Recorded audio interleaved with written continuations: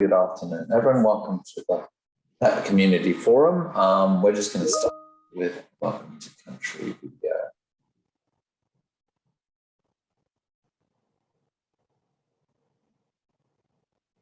So let's start with that, and I'll introduce myself after. Welcome. We acknowledge the traditional custodians of Macquarie University land, the Warramaragal clan of the Darug Nation, whose cultures and customs have nurtured this land since the Dreamtime. We pay our respects to elders past, present and future. We welcome people of all nations and all faiths. Kwai Bidja, Jamna Payala Janawi. Come here, we speak together. We have 60,000 years of archaeological evidence of Aboriginal habitation at Lake Mungo and 20,000 years in Ryde. We have great antiquity. Today, hundreds of Aboriginal and Torres Strait Islander people graduate from Macquarie University. The Darug Nation had famous leaders such as Chief Yarramundi, Naraginji, Colby and Maria Locke. Many of the descendants of these Darug people live today amongst you. We celebrate with you our ongoing attachment and custodianship of this country. We celebrate the achievements of Macquarie University.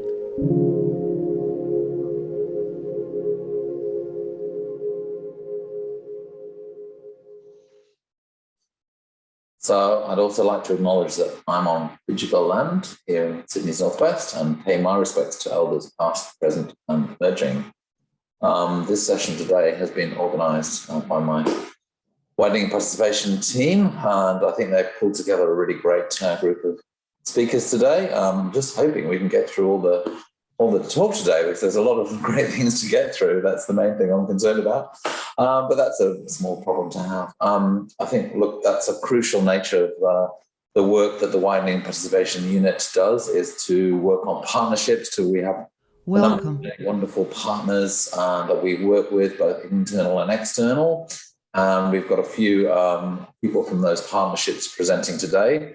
Our main ambition as a team is to have an impact on students, and we really enjoy doing that through our partnerships, and we want to have sustainable partnerships, collaboratively putting in place a number of programs, initiatives that we can put in that are research-based and that we can deepen with over time. Today, as you can see from the agenda, we've got a few of our partners coming today. We've got the Macquarie School of Education, who we work with on low SES schools literacy project that we're working with a number of other institutions. We've got the Australian Museum, who do science collaborations, and we're engaging students to inspire those students with the opportunities there are in science and STEM more generally. And we've got NISEP, National Indigenous Science Education Program, and we do a number of programs with them, linking up to focus both on the regional remote side of things, but also Indigenous and STEM as well, so covering many different areas with those. So there are a number of connections between these two different groups, which I'll get to as we introduce them. We've also got Professor Sean Brawley, so my boss, and he's Provost Chancellor of Programs and Pathways, in which our unit sits. So I think that will be pretty much our introduction. So we're going to go through this. So firstly, we'll have Janet Dutton from the School of Education, the Macquarie School of Education. Joanne's an ex-HSC chief examiner who's now specialising in English literacy, teacher motivation, teacher identity. So I think she's going to talk to us about the great work that we're doing in the New South Wales Equity Consortium across 3 universities. And I think that's probably a good introduction to her. So, and as I say, we're very short of time, so I might hand this over next to Janet. Thank you, Sean. Thank you, Stuart, for that welcome. Thank you to everybody else who's joining us. And I'm coming to you today from the Camaragal country. I'm just beginning to think about the notion of literacy and the very, very strong traditions that we have coming across for generations in terms of our traditional owners, and to know that as we think about what we might be doing in terms of equity and literacy today, to remind ourselves of the very urgent need to work more strongly in this space, so that the traditional owners of our lands on which we meet can in fact be, the respect can be given in terms of the multiple languages and the literacy practices that we know past, present and future. So in terms of what I'm speaking about today, I'm going to be drawing on material that we've created in consultation and collaboration with the Widening Participation Unit for the New South Wales Equity Consortium. Now, this is a whole of cohort outreach across years 7 to 9, and it's a partnership with 3 metropolitan universities, University of New South Wales, who are the lead institution, Macquarie University and the University of Technology, Sydney. The project has many dimensions to it, but I'm going to be speaking today particularly on the critical literacy dimension of it. And I've got here on the slide some words from Hilary Janks, who comes from a South African setting. And what Janks draws attention to is this urgent need to address equity through critical literacy, so that if we're able to actively read in a manner that promotes deeper understanding of what socially constructed concepts such as power, inequality and justice actually are, we are going to be preparing our young people for their lives in the future.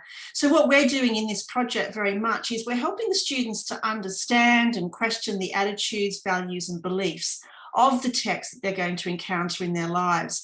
So what we're bringing in this project from all of the institutions is very much an equity-based approach to literacy development. So the actual consortium, I'll just give a quick overview for those of you who don't know about the project. It's an alliance. It's currently being rolled out, is an outreach project across 6 schools in southwestern Sydney. The aim is to really build student and school capacity for accessing tertiary education. So it's funded by the HEPPP, the Higher Education Participation and Partnership Program.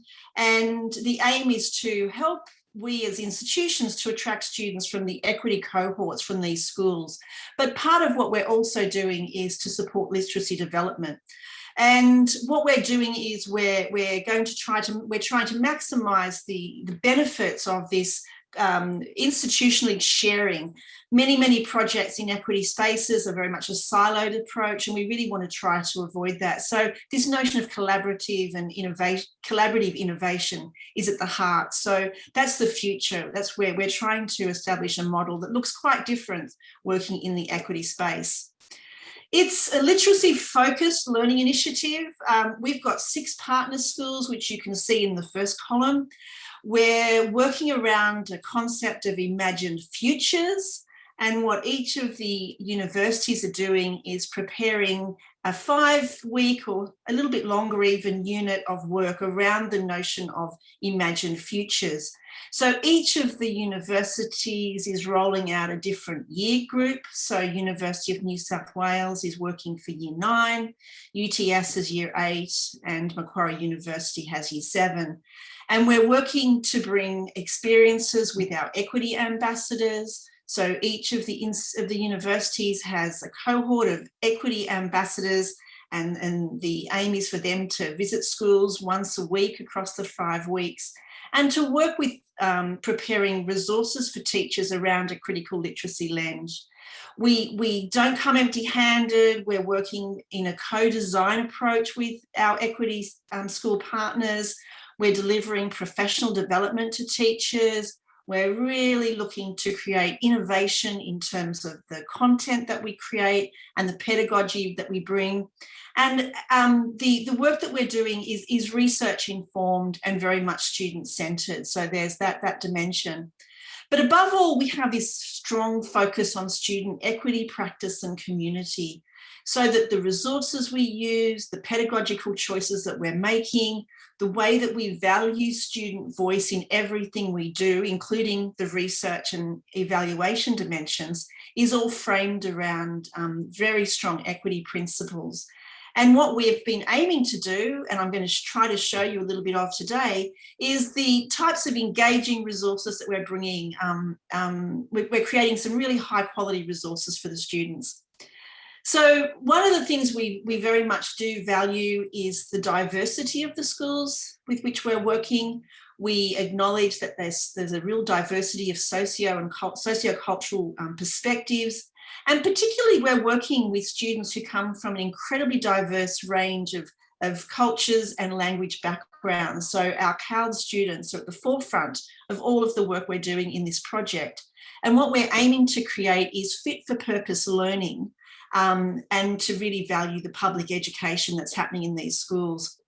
So the information I'm sharing today is the collaboration of many, many, many people, but I'm focusing particularly today on some of the content that we've created, and my privilege to work with a group of incredibly amazing people, Stuart and Carolina and Gindri and so forth in the widening participations unit. But in terms of the content creation, Drs. Danielle Collin-Brander, Sue Olahead and Kim Wilson, who've been very responsible for creating this, and Sophia Halpin, who's with us today, who has been responsible for the implementation into schools.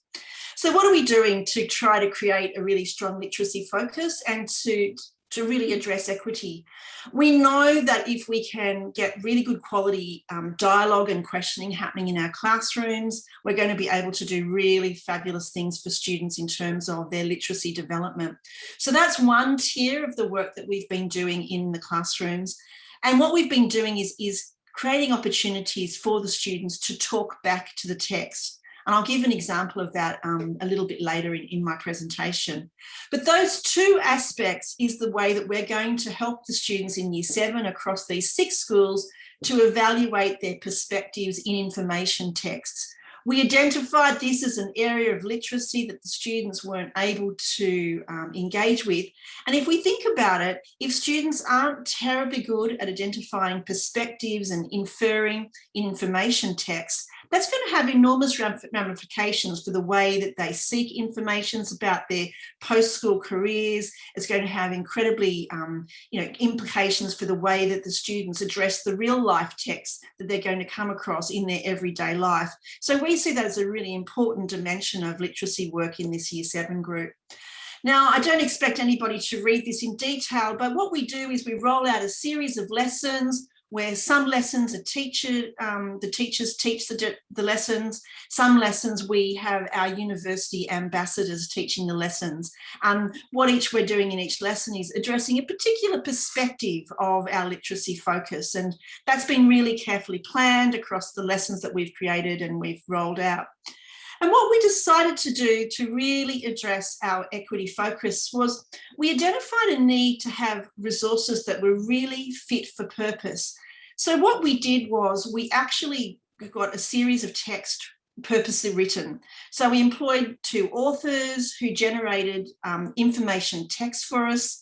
They were texts that were created on a range of different topics, all of which were framed around the imagined futures. And you can see there, we've got a nice little booklet, and I've just got some screenshots there. Too small, I know, to read the actual stories, but really happy to share those resources if anyone is interested. On a whole range of different possible careers. They range from areas such as, being a vet, professional esports, cosplay, right through to being a golf ball diver, or maybe being a nail technician or working in the mining industry. So really diverse careers, lots and lots of different possible futures. And we had the text created at a range of different levels. So the authors did a fantastic job in making that happen for us. What we also were able to do was to make sure that we had really quality layout and really quality writing in the texts, because we wanted to value the students. We didn't want to be giving them, dodgy little grabbed from here and there resources. We wanted the resources to be really rich in quality. And you can see the layout looks fantastic. But we also wanted to make it very, very familiar to the NAPLAN reading stimulus format, because these students we're working with, they need all of the support they can get to have familiarity with the types of texts that they might be going to get in their NAPLAN, the literacy tests. And there's just some other examples. And we really tried to map a diverse range of careers, locksmiths, journalists, So there we had the workbook, and then what we did was we created this workbook to support this, because part of what we wanted to really do is make sure that these students who were working and learning in fairly fragmented settings had access to really cohesive resources. So we created these fabulous student workbooks. You can see diversity and representation, high quality layout. And what we did was we provided really clear scaffolds for the students' learning. So both teachers and students could be really supported. Doesn't matter which level of entry point in terms of language ability or background knowledge, that the students could be really, really supported by fabulous vocabulary support. And we also wanted to make sure that the learning that we were engaging in was agentive, so that the students took on roles such as the text detective, so that they could actually be an agent in their own learning. So they're the types of things that we were preparing. And at the heart of what we were preparing were the role of our student equity ambassadors. So our student equity ambassadors were recruited. They were, we delivered some really fabulous learning for them around equity, what it meant to be a student equity ambassador. We prepared the students to engage in co-teaching with the classroom teachers. So to come in the classroom and to run a series of activities within a lesson. And what we really were hoping to do was to allow our equity ambassadors to bring to the classroom some really diverse voices, some really diverse experiences about university, so that our students in our partner schools would see a range of different perspectives from our university students. And so we created lesson plans that were really suitable to our ambassador skills and capabilities and prepared them. Now, you'd all be aware of what COVID-19 has done to the way that we implement anything in our spaces. We had to make a fair few modifications to what we were doing due to COVID. We varied the resources, we put everything onto line, and we worked really, really closely with our teachers to make sure that they were able to deliver the material in a way that really addressed equity. We know from talking to our teachers, which we did a lot, that 25 to 30% of the students in their schools had either no or unreliable access to technology. And so we were really proud to have been able to provide quality resources that the teachers could really, really easily access to what they needed to do in their schools. Some schools had synchronous learning where everybody came to Zoom meetings. Some schools had absolutely no synchronous learning, that the students were working at the pace or at the time that they could, if and when they could get access. And some schools did a variety of those two forms. But we were able to support them and support the teachers in whatever way they required. And that was a really, really important part of what we felt was our equity approach in this project this year, was to make sure that our teachers also were supported, because their needs working in those very, very diverse locations and were quite pronounced when whole schools, almost all of our schools were in LGAs of concern. So what did we do? Well, Sophia worked some miracles. We prepared some fantastic material that we worked with Punch Bowl Boys, for example, to create a series of vodcasts with our ambassadors. When you get the slides, the links there, so you can have a look at that. We have created five vodcasts where our students had a fabulous, gave insights into imagined futures. We ran online lessons with the whole of the Year 7 cohort, where we looked at some aspects of literacy, such as the different types of questions. And what we really were able to do in that time frame was to create a really fit for purpose, accessible, flexible, and collaborative approach to delivering our literacy program in these schools. And we really worked very hard to make sure that equity was addressed. Everything we did had multiple skip points or entry and exit points, so that the students, it didn't matter whether they were able to focus on the task for a short amount of time or whether they had to come back to it. That was something they could do depending on how the students were working in their various settings. We made sure that we worked with teachers to be flexible and collaborative so that they could do what was best for their students and the very, very challenging situations that their students were finding themselves in as they sat with their families to manage remote learning, or as they helped out with family businesses and then access their school learning in the evenings, which we know is a lot of these students did. So I'm not going to go, I just got a couple of minutes. I'm just going to walk through some of the things we did. We structured our lessons around engagement before reading, during reading, after reading, and talking back to the text. And that was something that our lessons all did. We made focus on what we're terming dialogic teaching, and that's the interplay between the teacher and students around talk. This was modified in every lesson. Some teachers were able to implement this year, some weren't able to, but it's certainly something that we're going to really focus on because it's a really valuable aspect. That talk for learning, that exploratory talk, that use of open-ended dialogue is so central to access and equity, particularly with students coming from EALD backgrounds, which is all our students were.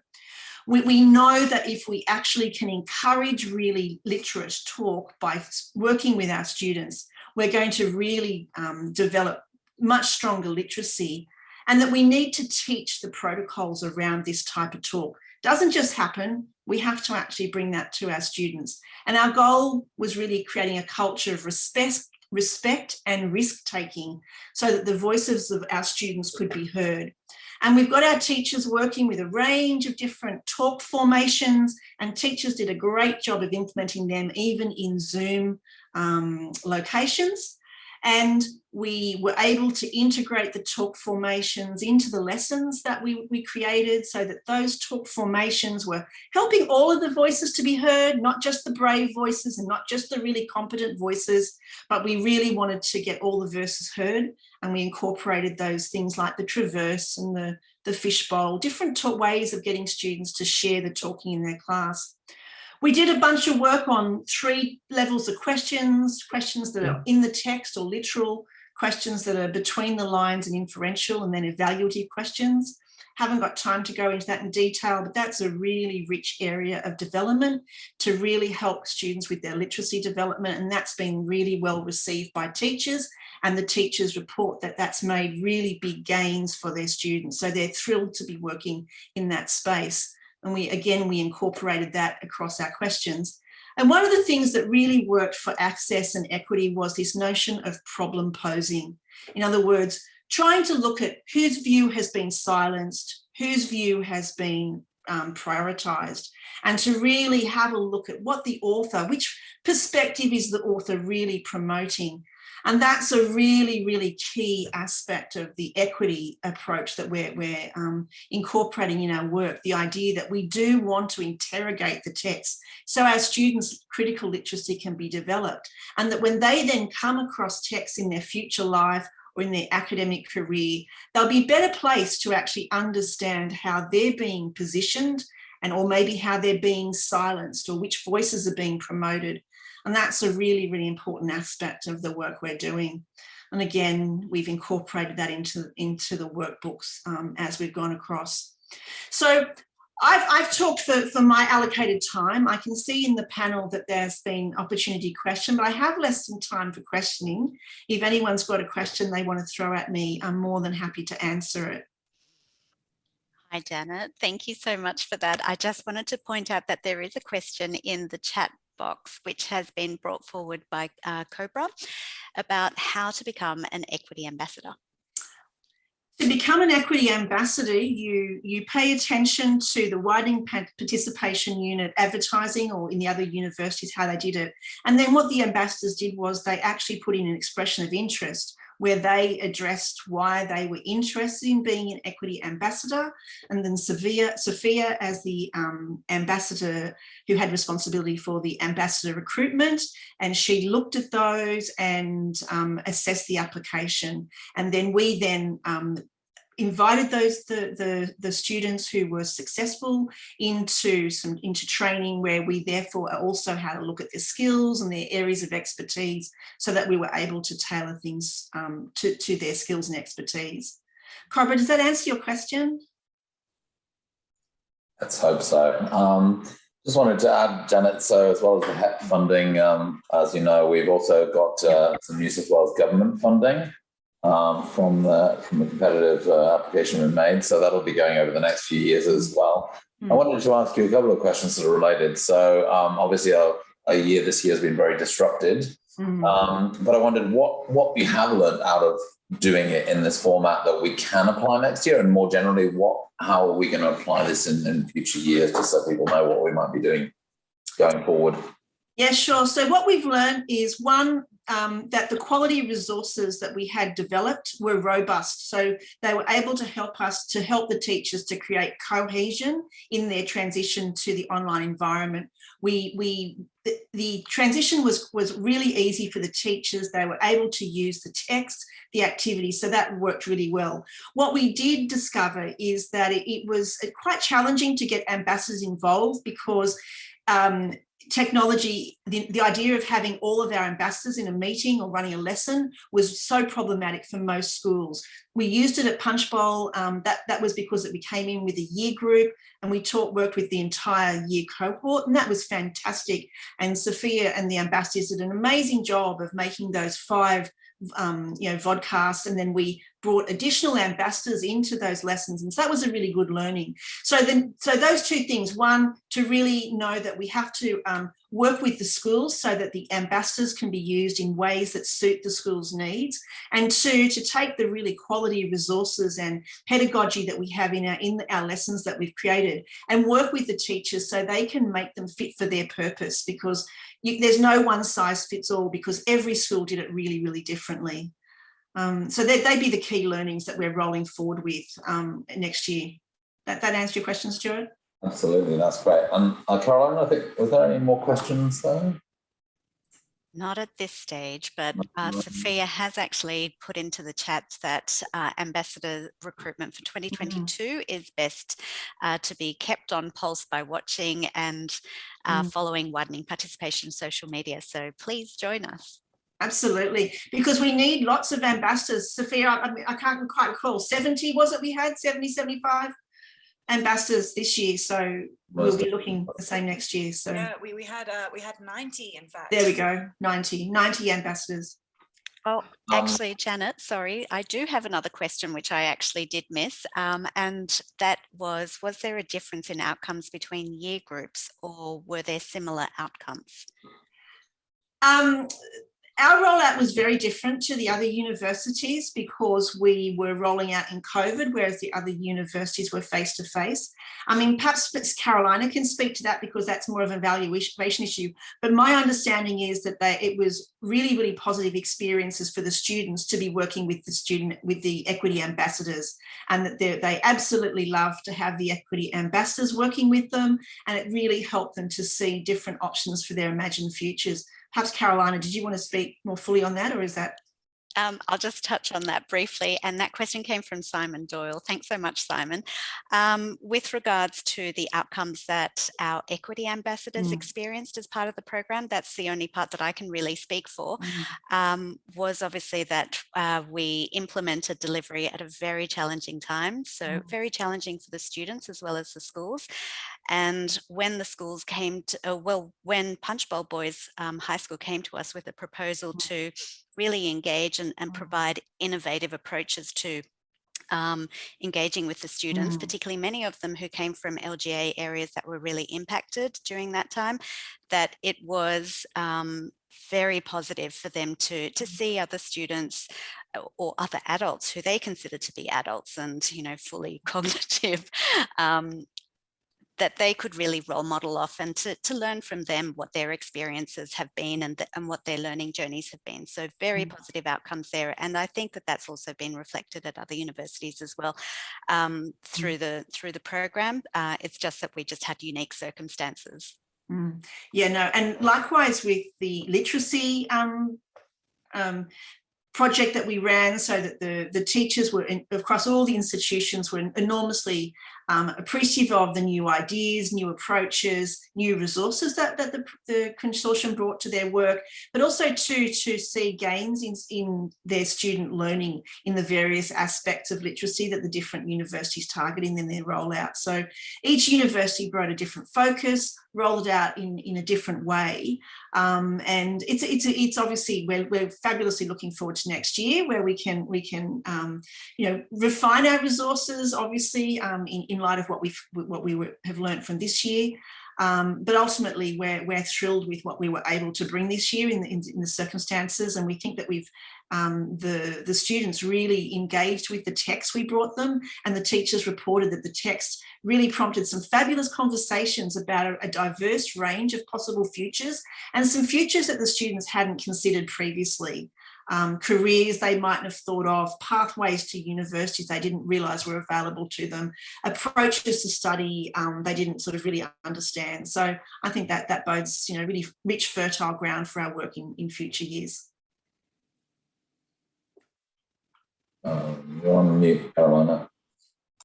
Sorry, I was just going to say we do have one more question for you from Lurian, who's a Macquarie University colleague, and he wanted to know whether there was any capacity for media and marketing students to also assist in the development of resources of the in the multimedia space. Yes, please. Yes, no, absolutely rich territory. One of the things we will be doing next year is we made some use of multimodal and multimedia materials this year in the first rollout, but that's an area we really want to develop for next year, because what we want to be able to do is we want to be able to offer schools materials which they can, for example, videos that they can use in class, or if there's a need to use them in a remote learning situation or just in an online learning situation, they can use them. So we're going to make a lot more use of those types of resources next year. So yes, we will be recruiting for media and marketing students who can come in and support us with that work. Fantastic. Thanks so much, Janet. It's a really exciting project that we're working on, and thank you for that. That was a really good summary of all the work that we've done and all the lessons out of it as well. So thank you. Thank you, Stuart. And up next, we have Kim McKay from the Australian Museum. She's AO and Director and CEO of that museum, that institution. We have a partnership with the Australian Museum that's gone back from a number of years now, where we've been working on with them on a number of their educational programs with our LEAP schools.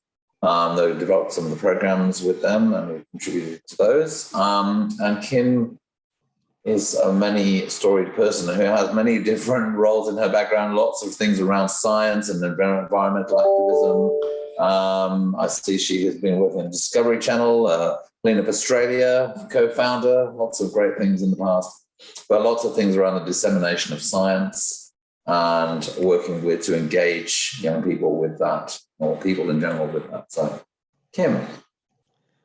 Thanks very much, Stuart, and good afternoon, everyone. It's great to be with you. If I could get my slides up, the next slide, please. I would just like to acknowledge that I'm meeting on the land of the Gadigal people, where the museum is sited. Pay my respects to elders past, present and emerging. And of course, we have so many young emerging leaders working here at the Australian Museum. I also want to acknowledge two of our great educators are on the line today, Fiona Brell, who's our new Manager of Education, and the wonderful Farah Polarik, who oversees that outreach, are both joining us today. Of course, the Australian, if we could go to the next slide, please, the Australian Museum has reopened after the lockdown, and we welcomed about 5,000 people to the museum last week alone. So that was very pleasing to see all the little faces light up when they came in, and we catered for a wide range of people here, obviously from every age group, as part of our mission in lifelong learning, but it was just really fantastic to see the kids back on site last week. I wanted to show you this slide from the early days. The Australian Museum is the nation's first museum, was founded in 1827. So we're coming up for our 200th anniversary pretty soon, which is quite remarkable when you think about when the colony was first settled. If you go to the next slide, please. Here is how education used to happen at the Australian Museum. And sometimes I think maybe it hasn't changed a lot. That's still our theatre in use today. And, you know, all the teachers standing and sitting around with the kids there. So we've been in the business of education since really the very beginning of the organisation. Our next slide, please. This is our mission.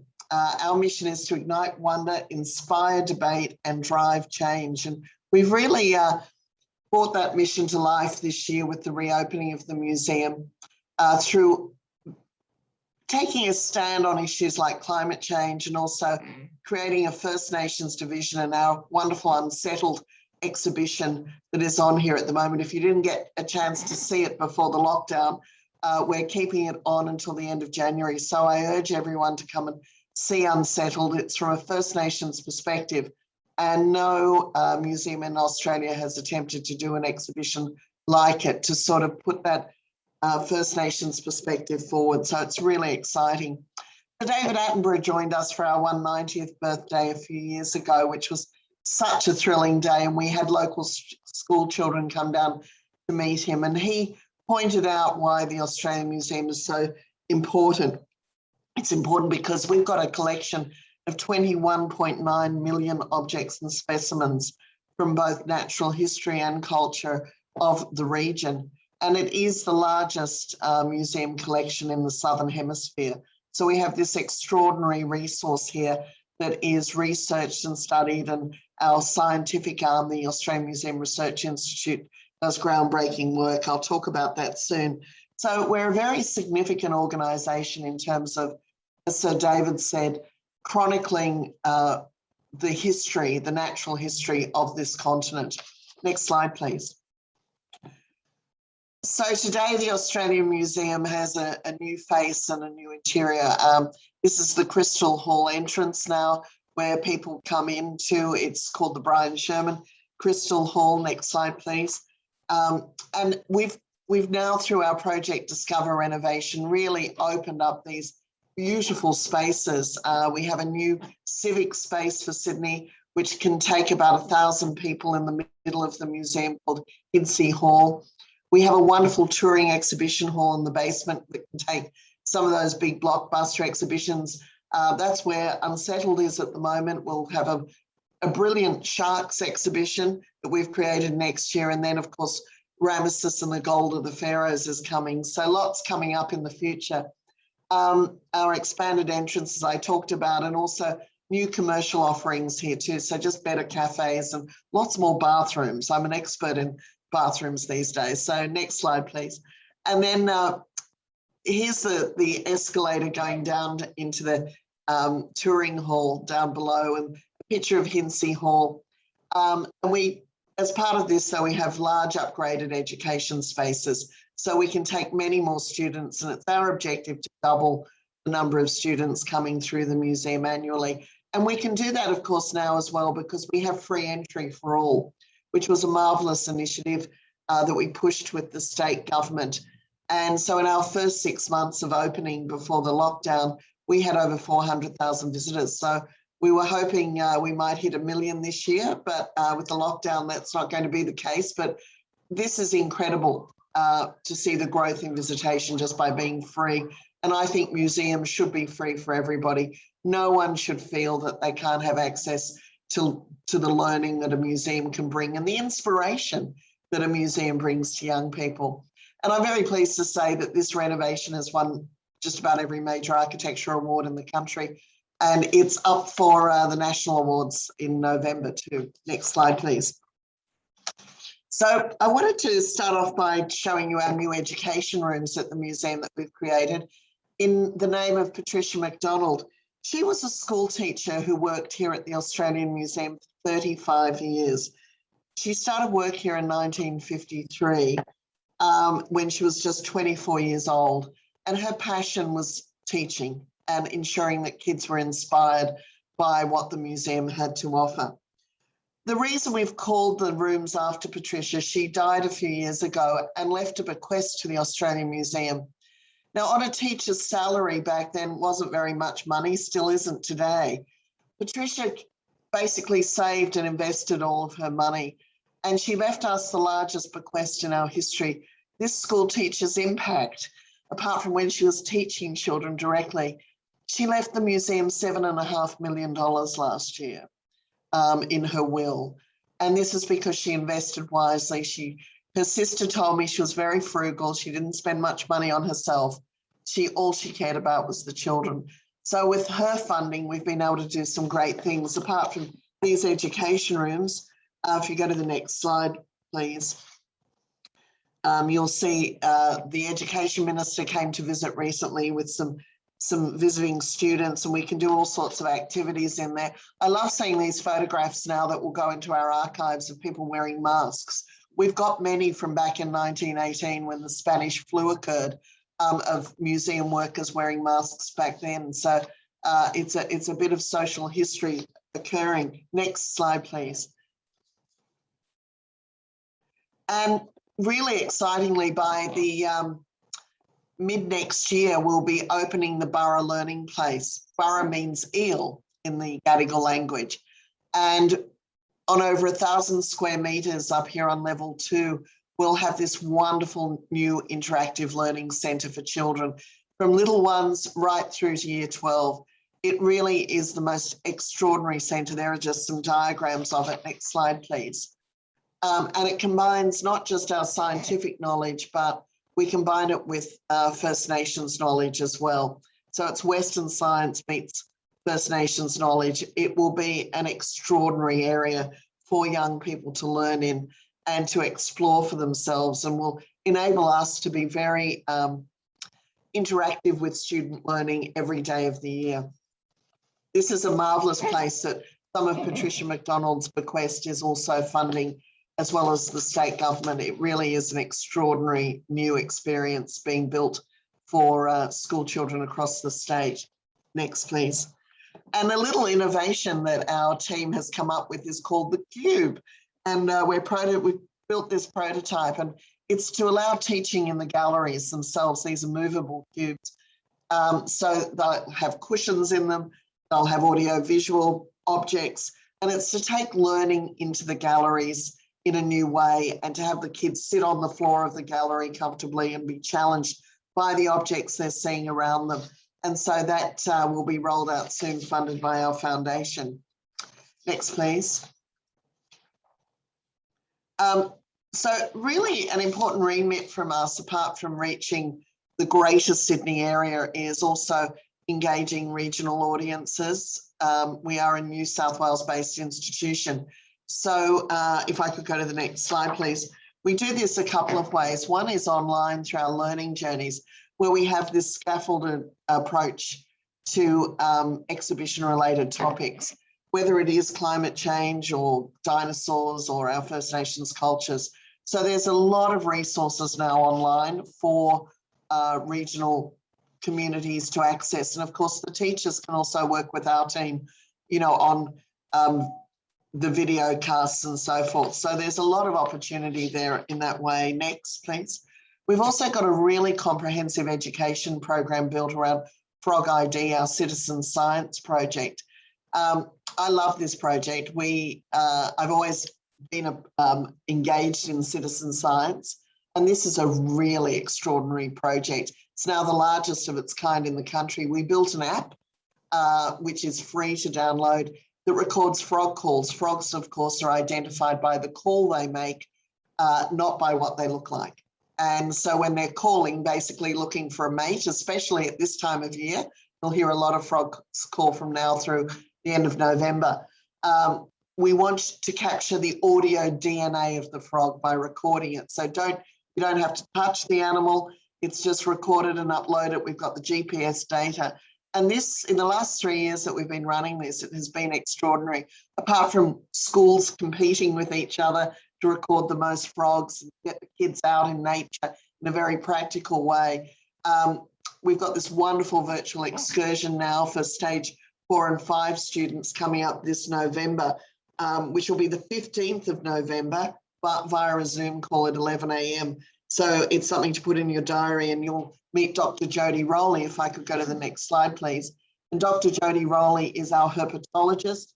She is without doubt Australia's foremost frog expert. If you've ever listened to ABC Sydney on a weekend, she's often on with Simon Marnie doing frog calls. Jodie is very dedicated to teaching young people about the importance of frogs, because they are the canaries in the coal mine of climate change in our environment. They're very threatened. There are 248 species of frogs in Australia. So far, with the community's support, Frog ID has identified 204 of them. We're mapping them. We've got 50,000 almost registered users, and the number of verified frogs by these users. There are people out all over Australia tracking frogs, and Frog ID Week is from the 12th to the 21st of November, as I said, with that wonderful Zoom call with Jodie on the 15th. So it's a great project, and Fiona's just put up the link to the Frog ID site where you can, for teachers, where you can download all the education materials. It's a great way to get kids out in nature in a very fun way as well. And we've been building with Bunnings frog ponds in schools as well. So, you know, you build a little pond, put some water there, and I guarantee within a day or two, frogs will be there. They find it. If we could go to the next slide, please. Museum in a Box is something that's operated at the Australian Museum for 50 years. So we've put it on pause for the moment just to reevaluate it. But I thought it was worth mentioning today because this was a new box created on the Pacific, sending it out to schools in remote areas, teaching them about all sorts of different aspects of the museum's work, including there was one on the Great Barrier Reef. So we're just pausing that and reevaluating the impact of it. Obviously in COVID, we had to pause it. We couldn't send the objects out to be touched at that time. So we're looking at new ways of doing this and how we can avoid pandemic impacts in the future. Next, please. So we do a lot of curriculum-based learning, obviously. Some examples that we've got, which have videos and slideshows and discussion points, all accessible through our website and through our team. There's a brilliant one on our Unsettled exhibition. Our Smartboard Ready unit of inquiry has been incredibly well received at the end of last year, but we're hoping as schools go back now, they'll really get into this, and it's targeted at both primary and secondary schools. And DNA barcoding, I mean, kids love DNA. We did a great project, by the way, with Sydney Grammar School next door, where we sent the kids out to buy fish at the fish market and also at two of the major retailers, Woolworths and Coles. And then we taught the kids how to extract the DNA from the fish. And in 20% of cases, they found the fish they bought was not the fish that was advertised. So this is quite an interesting commercial impact for these organisations. So we're working with them further on that. But this is just a lovely example of how kids can really learn applied science here at the museum. And DNA is something that kids just are fascinated by. We should all be fascinated by it. It actually brings museum collections to life. It's what we're learning about from the past. You know, our collections are that insight into the past, and DNA tells us so much about that now. So it really is the future of museum science in that way. Next, please. And then lots of virtual excursions and virtual reality, allowing students to access the museum from virtually anywhere across the country, which is just great. And also the Pacific as well. We have the largest Pacific collection in the world here. And so we feel a great sense of responsibility to Pacific Islanders and engaging them in our learning resources too. And the interactive behind the scenes virtual tour of paleontology for stage 2 and 3 students is so much fun to meet our experts, meet our paleontologists, We go out on digs regularly. They make new discoveries all the time. Some of the major discoveries are actually made in our collection as they open the drawers and find things that had previously been forgotten about. When you have a collection of 21.9 million things, you can imagine that that is so extensive. So a lot of great resources now for virtual excursions at the museum. And I would recommend that virtual tour of paleontology to anybody. It's great fun. And then, of course, another thing we've been doing lately, next slide, is with the company Ludo and this program Battery Low, which gets live streamed directly into classrooms. And recent topics include the science of creativity and the science of cooperation. We start streaming again on the 29th of October, so that'll be fantastic. And, you know, this is very popular with schools. We reached, the last time we did this last year, we reached over 76,000 viewers with this great interactive program. Next slide, please. Very much part of our remit is also to reach disadvantaged schools and see how we can help them. Next slide. We're kicking off a day at the museum in 2022. This is really important. We had a big gala fundraising dinner last year, and from that we raised a lot of money to be able to sponsor schools to come to the museum. $10 per student, which will cover the bus to get here, and we'll also give them lunch as part of that. The value of each school trip is around $1,000 or less. We're targeting those the index of community socio-educational advantage schools to select them, but we're really, really excited about this, to be able to bring those kids into the school and give them from school and give them an on-site learning experience. That's Fiona Brell there, by the way, with teaching some of the kids there. So this is with our teachers really getting involved and really trying to ensure that that educator-led program on site is very rich for them. So we're very excited about that. And the other one that we've been doing recently is the Early Birds program. Next slide, please, which provides that reduced sensory environment for kids who are on the autism spectrum. So we open the museum early for them when there are no other kids and people around. They come in with their families. We turn off any flashing lights or loud noises, and it is designed specially for these children, and it has proved to be so popular. And we won the Autism Friendly Achievement Award from Aspect for this program. It's a really sensational new program that we've launched that will run on a quarterly basis at the moment, but hopefully we can do it more often in the future too. And then something that we just loved, next slide please, is the Sydney Science Trail. We did this in conjunction with the Royal Botanic Gardens as part of National Science Week. And we used to both do it on site. The last 2 years we've had to do it virtually, and we've had extraordinary engagement. And of course, working with Macquarie University, along with UTS and others, has just been tremendous with this. So we delivered it as a fully online program. We had guest speakers online. We had behind the scenes tours online. It was just an extraordinary program of activity between the Royal Botanic Garden and ourselves. If we could go to the next slide, please. And some of the results from Sydney Science Trail were just amazing. You know, the number of sessions, over 41,000 sessions, 26,000 users. Some of the devices tuned in to look at the DART learning events and also the general public events. So, and then of course, just the promotion of this trail and the people playing with the trail online was extraordinary. So a lot of engagement through social media with it as well, as you can see there. Next slide, please. And the sorts of off-site and on-site activities that we did in the last year.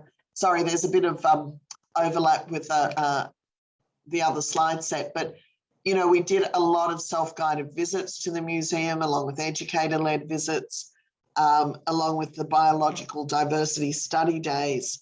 And it just shows you the reach of Museum in a Box, our virtual excursions as well. So we're really trying to up the ante about engagement with young people right across the state. And I'm hoping that in the future, we will have 100,000 kids a year visit the museum on site as part of education visits to the Australian Museum. And then just before I finish up, I wanted to talk briefly about the Australian Museum Research Institute, or AMRI as it's known. So we have over 100 scientists working here day in, day out. AMRI is led by our chief scientist, Chris Helgen, who is a mammalian biologist. And Chris has discovered well over 50 species himself. So he's a very hands-on scientist leading the team here. And we have a really dedicated team right across a wide variety of areas of study. Just in the last year alone, which is remarkable considering lockdown impacts, we had 223 new species described by Australian Museum scientists and 269 publications published, including the trilobite named after Doctor Who's Tom Baker. That trilobite that was discovered by a paleontologist was discovered in a drawer. I mentioned earlier, sometimes they open drawers and find all sorts of things. They discovered the largest trilobite ever found in Australia in the drawer. And one paper by Professor Shane Aong described over 44 new species of crustacean. And this is so interesting because the Australian Museum produces 1/4 of all of the museum publications in Australia. So we're really punching above our weight locally and globally on this.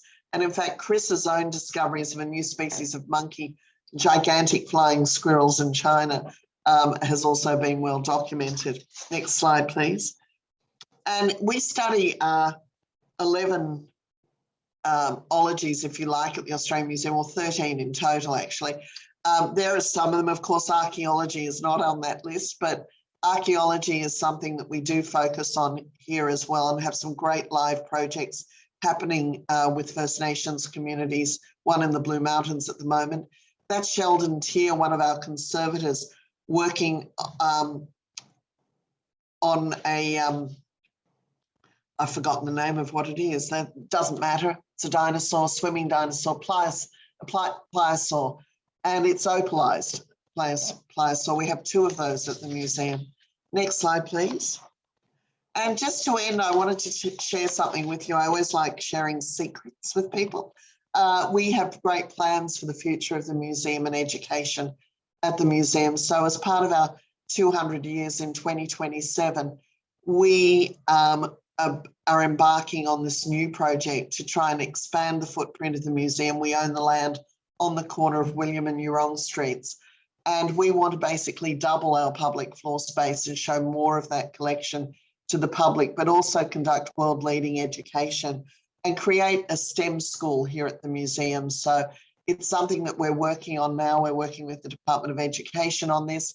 We're working with the state government and other educational partners. If we could go to the next slide, please.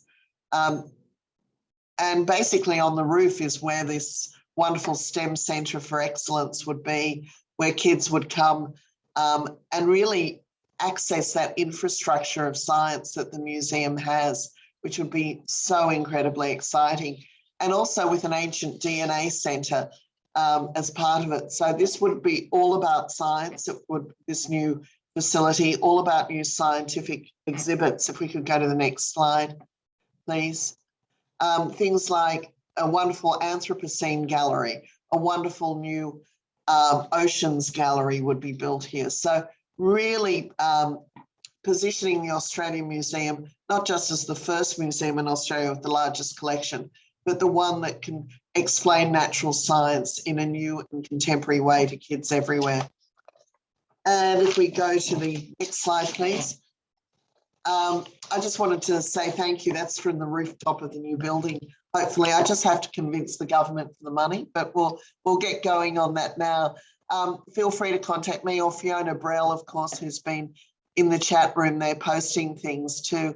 So we're all about wanting to forge partnerships where we love working with Macquarie and with the other universities too, but we've done some great things in the last year, and we're excited, I guess, about the new facilities at the museum and making sure as many young people as possible can access what we have to offer I developed my interest in museums and science at a very young age. We moved to London when I was just 5 years old, and my parents started taking me to the British Museum, to the Natural History Museum, and to the other great institutions there.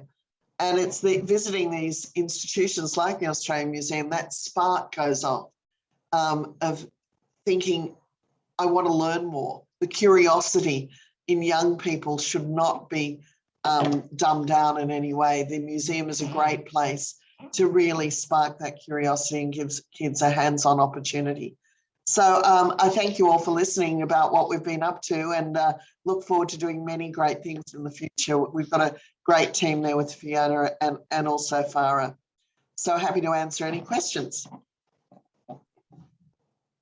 Thank you, Kim. I'll jump in. I've been taking note of what's been said in the chat discussion, and everybody seems very inspired and very much excited by the new things that are happening, and also everything that has been happening. I do have one question. Oh, also, I just wanted to point out that Adam Hennessy said that the Unsettled exhibition is amazing, and then there were a few other comments in support of that as well.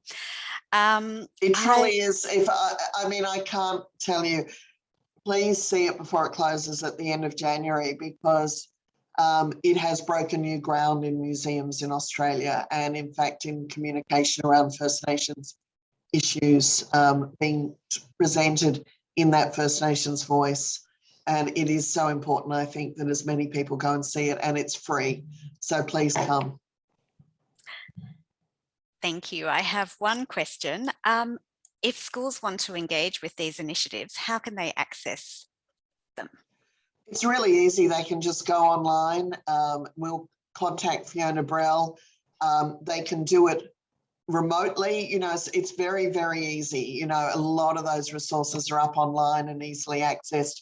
But our education team is there to help and help facilitate all teachers to be able to get the best out of the Australian Museum that they can. And, you know, now also that we've got that program for disadvantaged schools, I'm really hoping that we see many more children come in the future.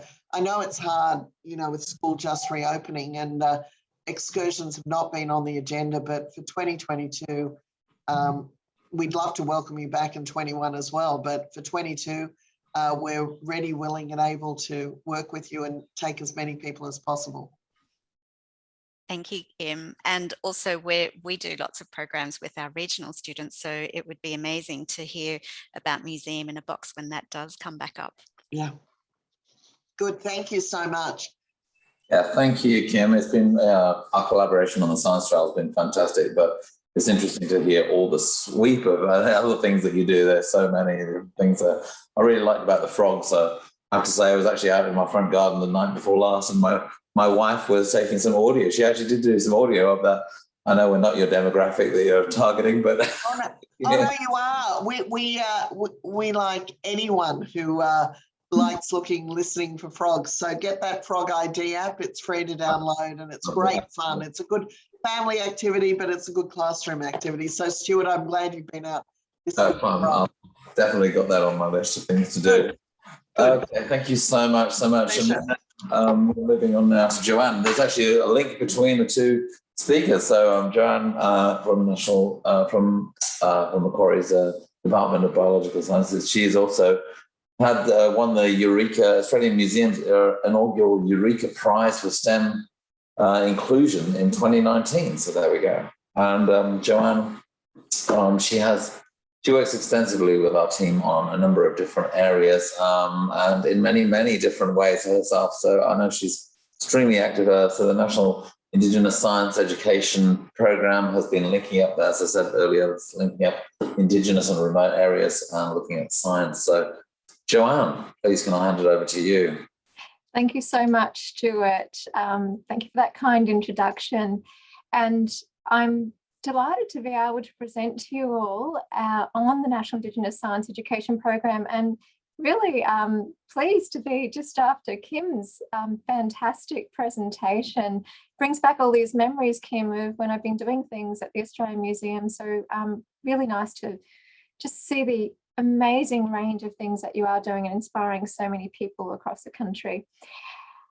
I would like to acknowledge that I'm on the land of the Camaragal people, and I work on the land of the Wallamadigal clan, both of Darug Nation. I also want to acknowledge that I work very closely with Yagal elders of Yagal country in northern New South Wales, and they've inspired what I'm going to present to you today. So I'd like to acknowledge the custodians of all those lands, pay my respects to elders past, present and emerging from those lands, and extend my respect to other Aboriginal and Torres Strait Islander peoples that are listening to this presentation. So NISEP is a National Indigenous Science Education Program, and it was developed in partnership with Yagal Aboriginal elders. It particularly works with students from low socioeconomic status region, and it places Indigenous secondary school students as leaders at school, community and university science, and more broadly, science, technology, engineering and mathematics events. We choose with our partner schools, not only the students that are keen to be leaders, but also the students that are recognised as shy or disengaged in their schooling. The reason for this is we want all of these Indigenous youth to build self-belief and reach their full potential. They've like grown wings, they're starting to fly. I've seen the change from year 7 all the way up to year 12, and I think it's a fantastic opportunity.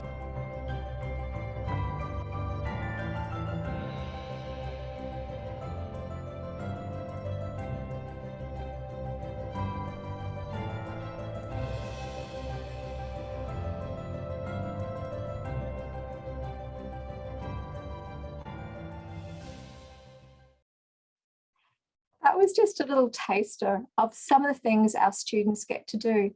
But I want to explain how we got to NISEP. So I'm a bush medicines chemist. So I classify myself as a bioorganic, medicinal and natural products chemist.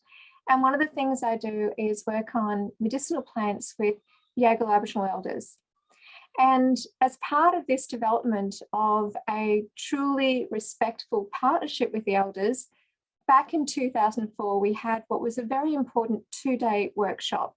It was all about how we could work together to ensure that it wasn't just an academic taking knowledge from the elders and not being able to exchange knowledge back. It was about us really being able to work respectfully together. For this meeting, we were going to travel from Sydney all the way to northern New South Wales, about 8 to 10 hours drive away. And I didn't know some of the elders very well. So I decided to bring along some icebreaker activities. So some science activities. Being a chemist, these included the items that you can see on this little table in the bottom right-hand corner, included betadine, lemon juice, paper, dry ice, and other things. So firstly, with the betadine and paper, we got everyone to write a message on the paper with the betadine. Betadine has iodine in it, and it changes colour when it interacts with the starch on the paper. It goes a nice purple colour. We then got everyone to write over that message with some lemon juice, and the colour disappears. So that's, for the chemists in the audience, a redox reaction. We showed the expanding power of dry ice going from a solid to a gas. We got everyone to mix up some polyvinyl alcohol and borax. Little did we know back then as to how popular slime would become. And we got everyone to put their hands onto agar plates and incubated what microbes came out of them overnight. So this was really just to get everyone confident and comfortable with interacting with each other. But it actually led to some really heartfelt discussion with the elders talking about the education of their youth. And it was before really we talked a lot about closing the gap. So hearing about the challenges that Indigenous youth were facing with even going beyond year 10 was quite a shock to me and my colleagues at this event. And the elders asked, can you help us help our youth?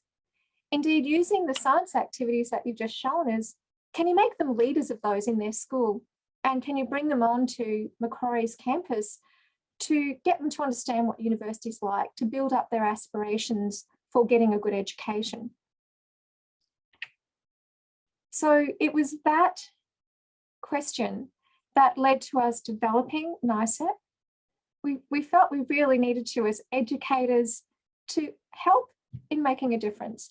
And together we've developed a really lovely support network.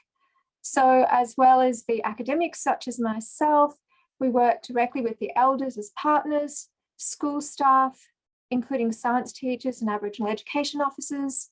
We work with various members of university, including Willang Maru, our Indigenous engagement unit and course widening participation unit.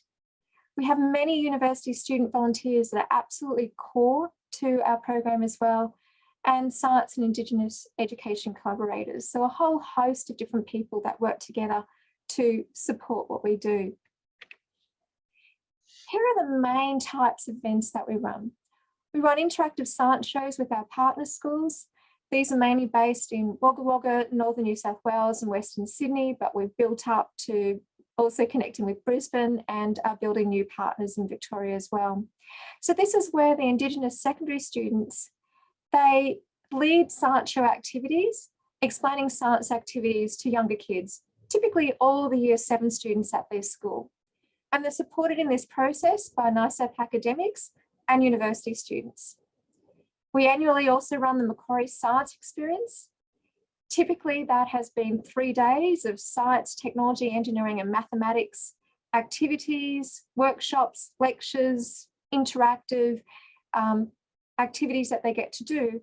And this is where the NISEP student leaders co-run the entire 3 days with our uni students. And we've been very fortunate now since 2012 to run a really wonderful National Science Week program called the Indigenous Science Experience. It's been running at Redfern. It also more recently at Wagga Wagga through our collaboration with Charles Sturt University. And we just started this year through collaboration with Griffith University at Logan.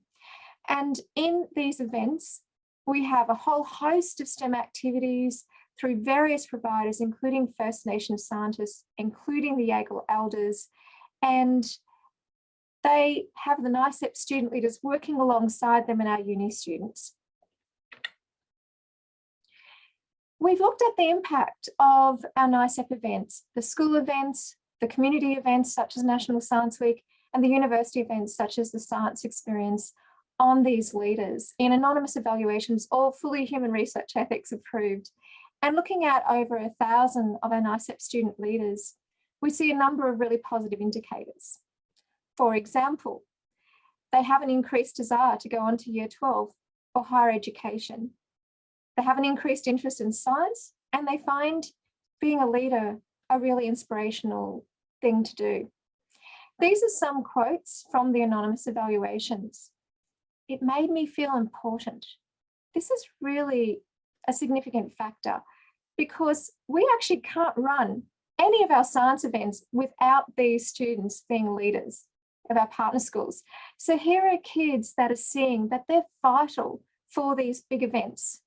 They can recognise it's a real importance. It's good to be a leader. They love young people looking up to them. So we've got these students, Year 8 to Year 12, showing these activities to younger kids who want to be like those students. They get to see what uni's like. So we believe we're really demystifying university for them. They're often first in their family to complete school, let alone go on to university. And by interacting with our university students, which help in training and mentoring them at our various events, and by them coming on to university campus, they get to see it's achievable for them as well. We ask the teachers to identify the changes they've seen in the students 2 to 3 months down the track to see if these are sustained positive changes. And these again are just some examples of what we find from the evaluations. So we see the majority of the students have increased in their behaviour, motivation, concentration in class. They've demonstrated increased teamwork, enthusiasm towards learning and completing schoolwork. They become very engaged. Their grades go up dramatically. They no longer use the word shame, which is a big thing that we often experience with Indigenous youth. And so these changes we feel are really significant because we're talking about students who were disengaged or were shy. So we're seeing really dramatic changes in them. I'm William and I'm... I'm just going to stop this for a sec. So this little video here is just a snapshot that is really special, and you'll see why in a minute. I'm William, and I'm here from Casino High School. This is the invisible ink station. If we take some ascorbic acid, which is found in lemon juice, which Ian has some of here. It's William here at Casino High School for the 2014 Community Open Day with Macquarie University. Today we'll be making some elephant's toothpaste. There's my trusty assistant Ian, as you can see, doing some serious thinking for science. It has nowhere else to go but fill up the glove. Oh, I'm here with Kiara at the Science Experience at Macquarie University. Kiara, what is the role of being a leader here at the Science Experience? What do you find so good about Sydney? It's great coming here to just open our minds to the possibilities of the city. Can you tell me just a little bit about what you've been doing so far over the last few days?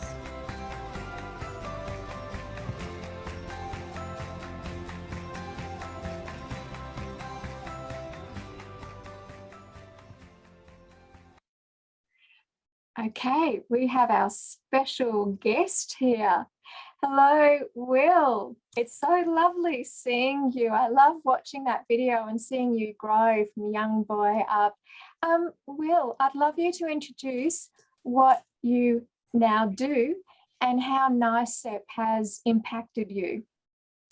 Thanks, Joanne, and thanks for having me, Joanne, and the widening participation team as well, and for showing the video. As embarrassing as it is, it's good to sort of see that progression, I guess, for me through high school to where I am now. So my name is William. My mother was a Wiradjuri woman, and I grew up on Bundjalung country in Casino.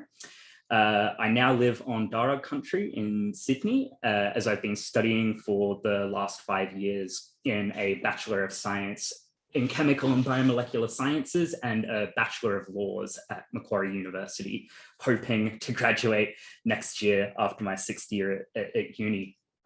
And so my journey with NISEP and to university, as you saw partly in that video, started probably all the way back in around 2012, 2011, when I was in year 7 at high school, was when I first started getting involved with NISEP. I was hard to think of it now, but I was a pretty shy kid at the time, fairly self-effacing, not wanting to get involved or put myself on a pedestal or anything like that. And so when I first started with NISEP, it was something that really encouraged me to get out of my shell, gain a little bit of confidence, gain skills in things like public speaking, and as well just sort of have someone believe in you and believe in yourself that, you know, coming from a small country town, from an Indigenous background, low socioeconomic area, heading to university is something that is possible. And I think that's something that NISEP was able to instill through its continued and sustained impact with students in the schools. So from year 7 all the way to year 12, we had, you know, visits each year from Joanne and the team. We got to speak to university students, and, you know, they began to start demystifying the process of, you know, going to uni and, of course, science education at the same time. And so that's what led me to, you know, when I graduated from high school, to coming to Macquarie and starting to study science and law at university. And I think without that support and that development of my confidence and information that I got about things like science and university that I got from NISEP, then I wouldn't have been in the position that I am now. And even 5 years into my degree, NISEP is still something that I love getting involved with whenever I can, especially events like the Redfern Community Open Day. If they happen in person next year, can highly recommend you coming along to those events. They are so much fun. And also now I get to take on that role as a student leader, continuing to be a mentor and a role model, and see the next generation under me coming through as well, which is something that's really special and an awesome opportunity for me too. Thank you, Will, for sharing that. And actually, you're helping us next week with some online shows that we're running with Casino High School, and have been involved in other ways as well. So I love the fact that you continue to be involved and continue to inspire so many other kids as well. So I'll just thank you, Sophia, you're back on top of it. Excellent. Will is one of the reasons why we do what we do. So I'm actually a full-time chemistry academic, and NISEP's a bit on the side in my role, but it drives us in being able to do great things with wonderful students like Will. So looking at the earlier short video, you saw slime and cornflower and messy stuff and kids being close together. And pre-COVID, we were all about going to Northern New South Wales, going to Wagga Wagga, for example, and running shows that were lots of kids close together, messy. It doesn't really, it's not compatible with COVID. And so in 2020 and 2021, like everyone else, we learnt to go online. It was something after we, got over the initial shock of how do we do this. We spent a lot of time last year, along with university students as part of my Engaging the Community in Science PACE subject, in developing new activities that weren't, for example, going to destroy a device if the kids dropped it on it, for example. And we packaged these and sent these to our partner schools and gave them lesson plans, and we trained NISEP students at the schools to be leaders because we didn't want these students to miss out. We're working with students who are in regions that already have challenges of, in their education, just from lack of access to certain opportunities. And we wanted to make sure that despite the challenges around them, we had them first and foremost. And so last year we did lots of packaging of gear, sending to lots of schools. We would zoom in, they would do great things with us. And we were able to get some wonderful NISEP students being leaders. Okay, I'll just get back to getting the remote control there happening. Okay, great. Thank you, Sophia. So whilst I'm a chemist, and we still gave the students chemistry activities, we also developed new activities that were really low on resources. We thought, well, okay, you can't get most of the things you want at the shops at the moment. What can we do that's safe, easy, logistically straightforward? So we developed activities around string and paper, and we're still able to achieve really cool things. So here, the students on the left-hand side are learning all about the science of sound with string. And on the right-hand side, this is kind of one of my special cool activities. That's the walking horse. It allows us to discuss physics, friction, and gravity as examples. So some really cool things that we did with just very simple items. It actually was more challenging in 2021 because suddenly we were at home unable to send anything to anyone. I couldn't package up a whole lot of chemistry goodies working from home. And so we had to reevaluate what we could and couldn't do. But we also thought this was a great opportunity to embed more deeply some Indigenous knowledge aspects. And we do have activities already that really respect that. But this gave us an opportunity to work very closely with First Nation scientists and performers, including Rayma Johnson on the left-hand side, who's a Wiradjuri dancer, and Uncle Brendan Kieran on the right-hand side, who is a wonderful performer and cultural educator. So together with Rayma, we developed a movement science session that is able to be done by any child to adult, in their homes, in the schools, just needing themselves in a device, but they still learn some really cool things. And with Uncle Brendan, we developed the Science of Sound module, and they get to learn about aspects of cultural sound. He does some fantastic yidaki playing, which we explain how that works, but in a really wonderful collaboration with Dolby Australia, who have just started to work with us as part of their reconciliation action plan. We developed how the sound works and how it works when you are looking at it, playing a yidaki amongst other things, and connecting to all sorts of really interesting facts about sound, which we've now been able to present to young kids right up to adults. We facilitated the Indigenous science experience all online last year and this year. But as I said, last year we were able to send lots of resources. This year, we're able to run an entire week of activities, webinars, workshops, school sessions, which reached around 1,800 people. And then another event straight afterwards, SciFest, reached about 500 students, where all they needed was a string and the paper. And they still got a fantastic experience from it. I should add, they did also have a weaving workshop with the wonderful Renee Cawthorne, a Wiradjuri woman that also has been a part of the Australian Museum and done fantastic things. So we couldn't do our 3-day face-to-face Macquarie science experience of 3 days of science, technology, engineering and maths activities on campus. But following on is developing our new activities with the science of sound and movement science, and also looking at a number of other resources, we developed a 1-day STEM session that was with Year 9 and Year 10 students, where our NISEP partner school students got to co-lead the events. So on the left-hand side, we have Reese and Latifa from McLean High School, zooming in from McLean High School, hosting the Science of Sound session for Year 9, Year 10 students who are coming across New South Wales regions. On the right-hand side, we have Brielle from Casino High School, hosting from her home, along with Jacob, who is a Macquarie University student from Casino, working on the movement science activity with Rayma. And we reached this year so far around 2,300 people with our online NISEP components.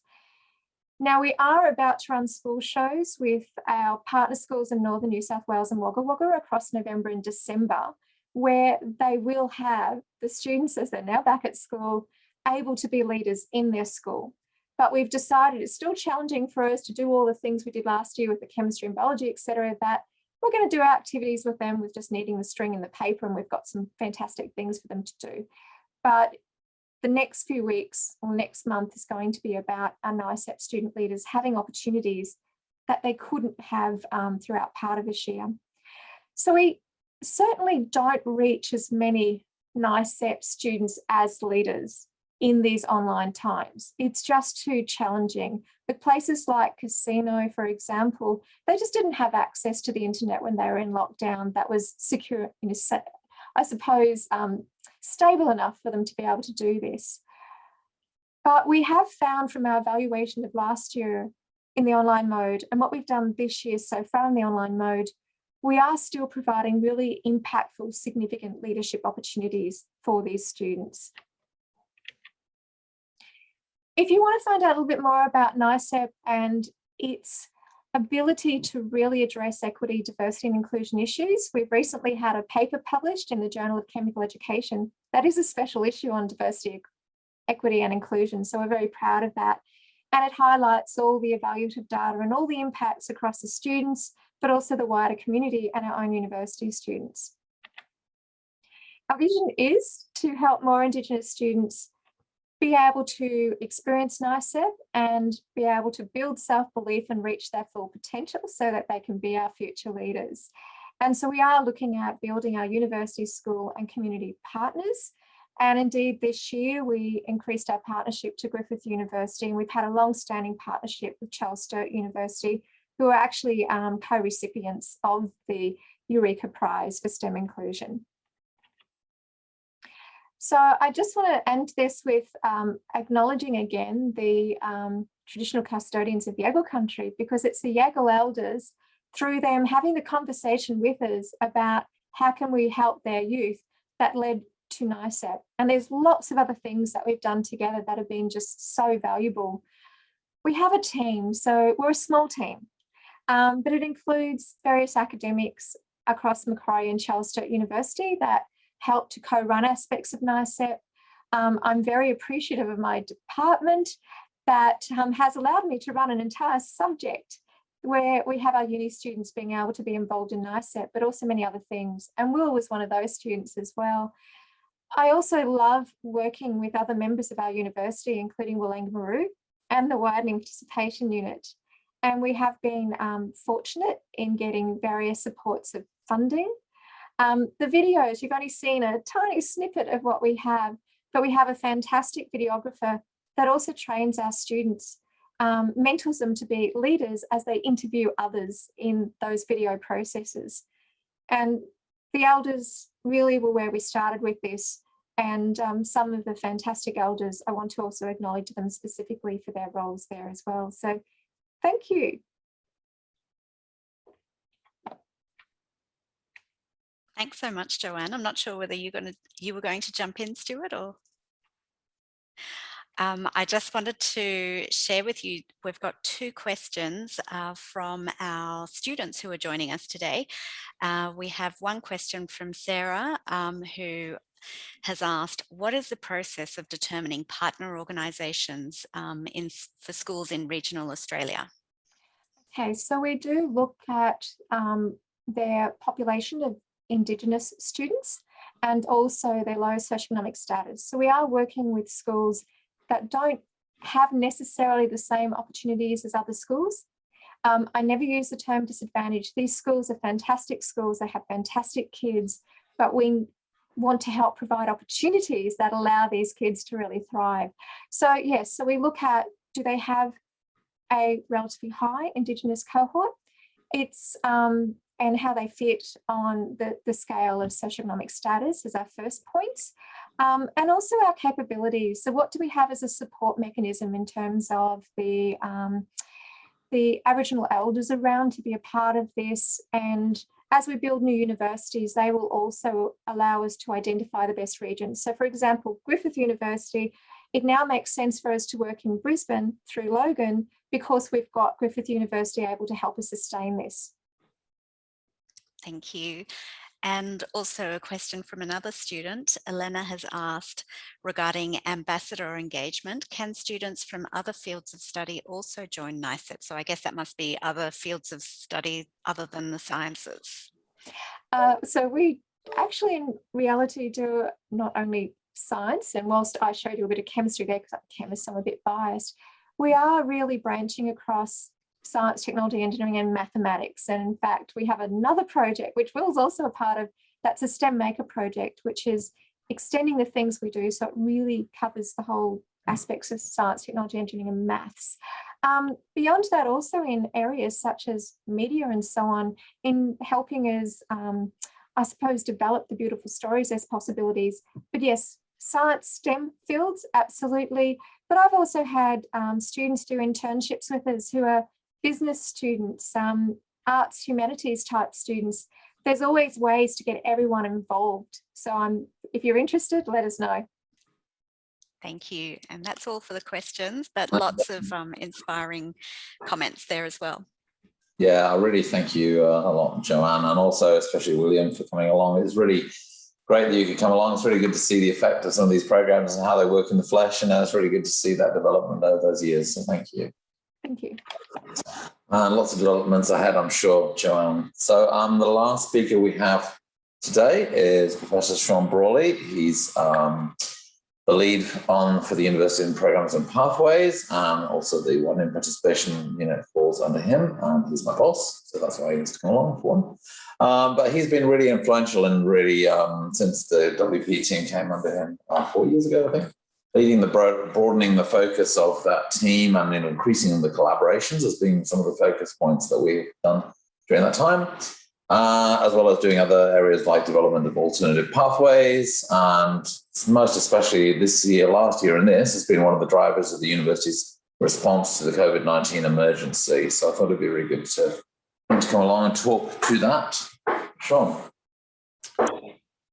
Thanks, Stuart, and colleagues, guests, students, delighted to be here. And on my own personal behalf, I'd like to thank our presenters today. Stuart will do the more formal thank you on behalf of the university. But again, clearly, this opportunity has really nourished many of the visitors to the Zoom meeting today. And just scrolling through the commentary, it's really great that people found value. So again, Jeanette, Kim, Joanne, thank you. So I'm not going to take too much time up because I think I can't compare to those three performances.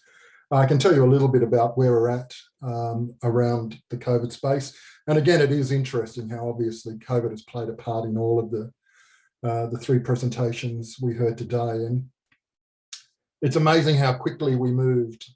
Again, I remember in early March, speaking to a colleague who's no longer at Macquarie, but it was a very senior epidemiologist. And I was going overseas for the university to Nepal and Pakistan, which I thought this is fantastic, my first opportunity to go to those countries.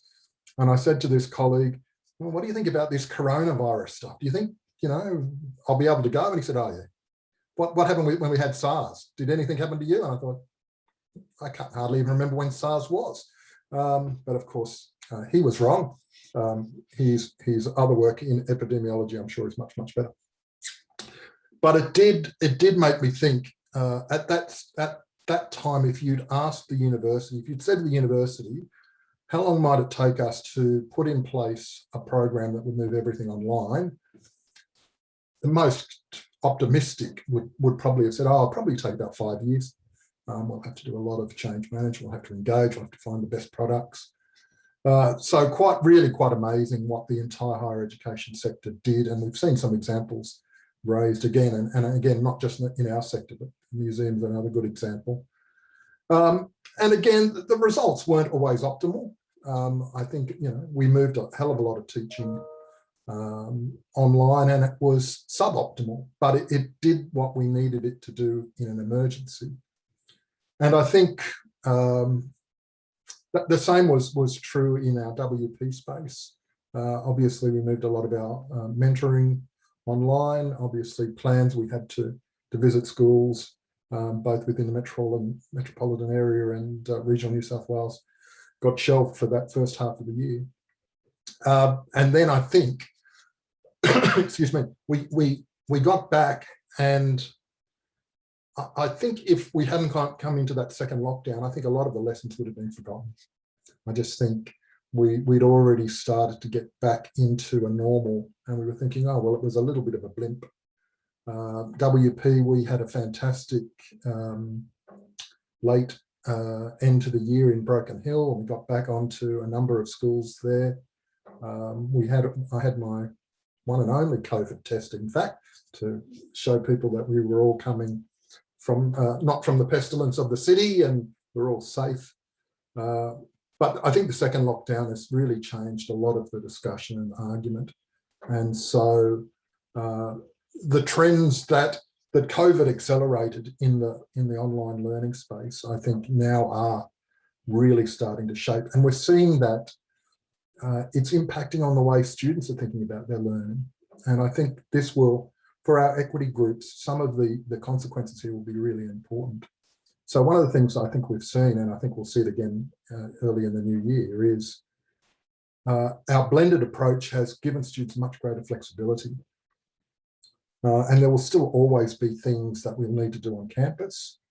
And indeed, this is our first week back on campus. So we've got about 1,500 students on campus this week back, catching up on semester 2 mandatory learning activities such as labs or practicums. And there'll always be that need, but maybe we're going to have to think in the future how we organise that teaching within a course, and does it get embedded as one part, maybe 2 weeks in a 13-week course, or do all of these on-campus opportunities exist in other ways and are delivered in other ways? I think that's one of the discussions that the whole sector, both here and abroad, is starting to think about. And again, I'm reminded of my own parents who both completed further study in the 1970s at the University of New England, which had what was then called the residential week, where my parents at various times of the year would shoot off to Armidale for a week to do all the things that they couldn't necessarily do in the nature of distance education as it was then. And I do wonder whether we'll see a more that sort of approach start to emerge once again. And so I think there are some lessons, and again, we're still learning them. And you might have seen in Campus Morning Mail today, our colleague Pamela Humphreys from our Macquarie University International College was sharing an IT platform called Engagely, and how that was really assisting her students. Again, many of our equity group students also go through MUIC. And so, there are significant opportunities there, I think, as well. I think the other big development through COVID that will play a part in our WP space is the arrival of undergraduate certificates. So again, the possibility that a student might complete 4 units at an undergraduate level, and we're certainly, while it was initially seen by the Commonwealth as a tool for retraining mid-careerists, we're actively looking at it as a pathway opportunity for our equity groups as well. And that could well mean that a student might not come immediately and join us on campus, but might commence their higher education learning journey in an environment that they still feel safe and comfortable with, and get that part of their engagement understood before they then move on to coming and joining us on campus. I think that's another possibility. So there's a whole lot of opportunities that I think that COVID's thrown up about greater flexibility in learning and teaching, and how we leverage that for our equity groups, I think will be our big challenge, and the challenge for the exceptional team in WP. And again, there's a lot of things we couldn't do over the last 2 years.